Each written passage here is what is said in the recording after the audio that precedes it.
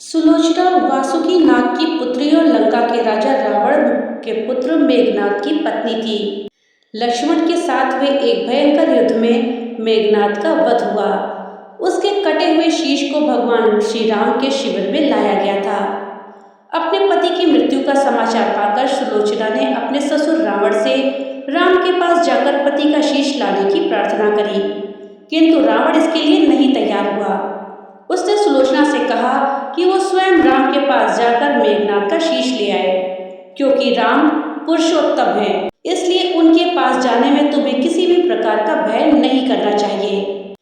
रावण के महापराक्रमी पुत्र इंद्रजीत यानी मेघनाद का वध करने की प्रतिज्ञा लेकर लक्ष्मण जिस समय युद्ध भूमि में जाने के लिए प्रस्तुत हुए, तब राम उनसे कहते हैं, लक्ष्मण, रण में जाकर तुम अपनी वीरता और रण कौशल से रावण के पुत्र मेघनाद का वध कर दोगे, इसमें मुझे कोई संदेह नहीं है।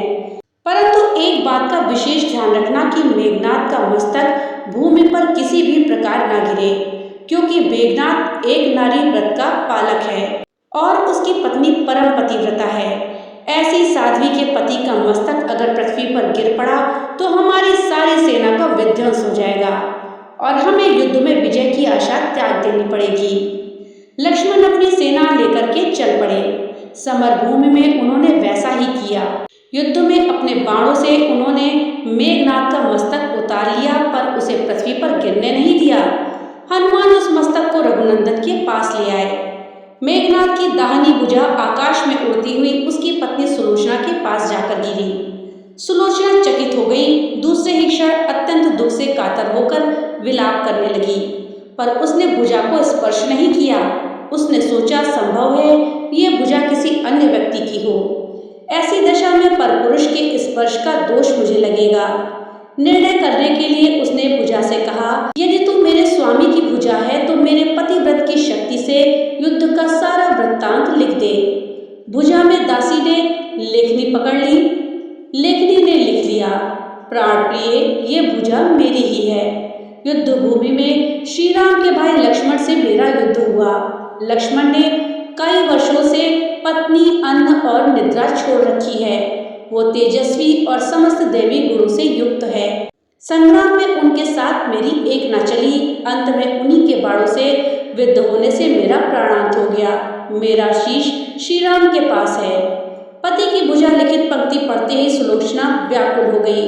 पुत्र वधु के विलाप को सुनकर लंकापति रावण ने आकर कहा, शोक न कर पुत्री, प्रातः होते ही सहस्त्रों मस्तक मेरे बाणों से कट कट कर पृथ्वी पर लौट जाएंगे। मैं रक्त की नदियां बहा दूंगा। करुण चित्कार करती हुई सुलोचना बोली, पर इससे मेरा क्या लाभ होगा? सहस्रों नहीं, करोड़ों शीश भी मेरे स्वामी के शीश के अभाव की पूर्ति नहीं कर सकेंगे। सुलोचना ने निश्चय किया कि अब मुझे सती हो जाना चाहिए, किंतु पति का शव तो रामदल में पड़ा हुआ था। फिर वो कैसे सती हो सकती थी? जब अपने ससुर रावण से उसने अपना अभिप्राय कहकर अपने पति का शव मंगवाने के लिए कहा, तब रावण ने उत्तर दिया, देवी, तुम स्वयं ही रामदल में जाकर अपने पति का शव प्राप्त करो। जिस समाज में बाल ब्रह्मचारी हनुमान, परम जितेंद्रिय लक्ष्मण तथा एक पत्नी व्रती भगवान श्री राम विद्यमान है, उस समाज में तुम्हें जाने से डरना नहीं चाहिए।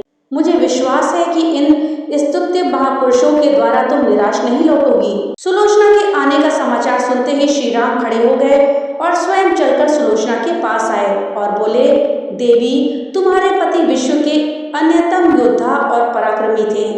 उनमें बहुत से सद्गुण थे, किंतु विधि के लिखी को कोई नहीं बदल सकता।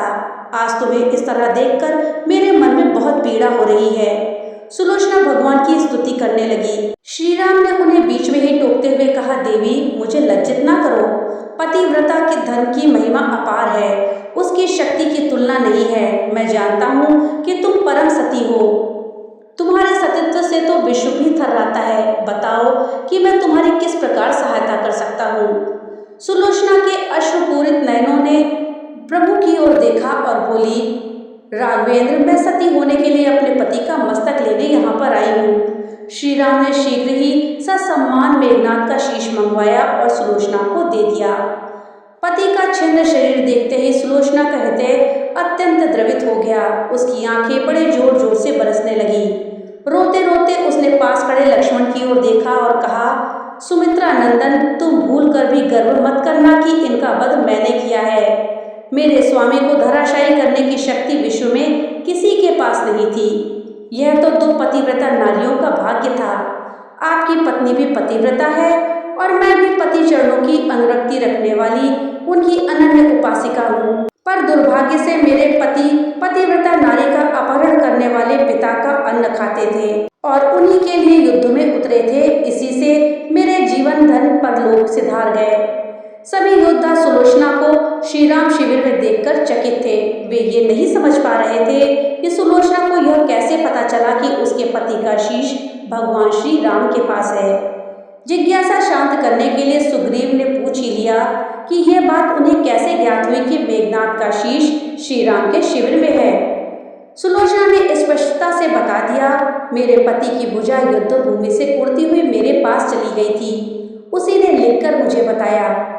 व्यंग भरे शब्दों में सुग्रीव बोल उठे, निष्प्राण भुजा यदि लिख सकती है फिर तो कटा हुआ सिर भी हंस सकता है।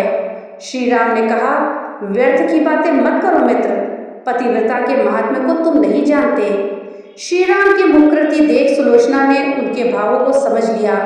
उसने कहा, यदि मैं मन वचन और कर्म से पति को देवता मानती हूँ तो मेरे पति का यह निर्जीव मस्तक हंस उठे। सुलोचना की बात पूरी भी नहीं हुई थी कि कटा हुआ मस्तक जोर जोर से हंसने लगा। ये देखकर सभी दंग रह गए। सभी ने पतिव्रता सुलोचना को प्रणाम किया। सभी पतिव्रता की महिमा से परिचित हो गए। चलते समय सुलोचना ने भगवान श्री राम से प्रार्थना करी, भगवान, आज मेरे पति की अंत्येष्टि क्रिया है। मैं उनकी सहचरी उनसे मिलने जा रही हूँ, अतः आज युद्ध बंद रहे। श्री राम ने सुलोचना की प्रार्थना को स्वीकार कर लिया। सुलोचना पति का सिर लेकर वापस लंका आ गई। लंका में समुद्र के तट पर चंदन की चिता तैयार की गई। पति का शीश गोद में लेकर सुलोचना चिता पर बैठी और धधकती हुई अग्नि में कुछ ही क्षणों में सती हो गई। एक पौराणिक कथा के अनुसार कहते हैं कि सुलोचना को नागराज शेषनाग का श्राप मिला था। एक बार माता लक्ष्मी ने शेषनाग को श्रीहरि विष्णु के हाथ पर बांध दिया। उन्होंने शेषनाग को कसकर श्रीहरि की कलाई पर बांध दिया, जिससे उनके नेत्र से 2 अश्रु निकल आए और उन 2 अश्रु की बूंदों से 2 सुंदर कन्याएं उत्पन्न हुई। उनमें पहली कन्या का नाम सुनैना और दूसरी कन्या का नाम सुलोचना रखा गया। सुनैना का विवाह मिथिला के राजा जनक से किया गया। सुलोचना का विवाह देवराज इंद्र के पुत्र जयंत से निश्चित हुआ। किंतु जब सुलोचना को पता चला कि असुरों के सम्राट रावण के पुत्र मेघनाद ने इंद्र और उनके पुत्र जयंत को हरा दिया है, तो सुलोचना को मन ही मन मेघनाद से प्रेम हो गया और मेघनाद भी सुलोचना के सौंदर्य पर मुग्ध हो गया। दोनों ने विवाह कर लिया। जब नागराज शेषनाग को यह बात पता चली तो उन्होंने सुलोचना को क्रोधित होकर ये श्राप दे दिया कि तुमने जिस अधर्मी को अपना पति चुना है उसका वध त्रेता युग में मेरे ही हाथों होगा। इसी श्राप के कारण मेघनाद का वध शेषनाग के रूप में लक्ष्मण ने किया। तो दोस्तों, ये थी मेघनाद की पत्नी सुलोचना के सतीत्व की कथा, जिनके सामने श्री राम भी खड़े हो गए और स्वयं चलकर आए। तो दोस्तों, वीडियो अगर अच्छी लगी हो तो कमेंट बॉक्स में जय श्री राम अवश्य लिखिएगा। तो मिलते हैं अगली नई वीडियो के साथ, तब तक के लिए राधे राधे।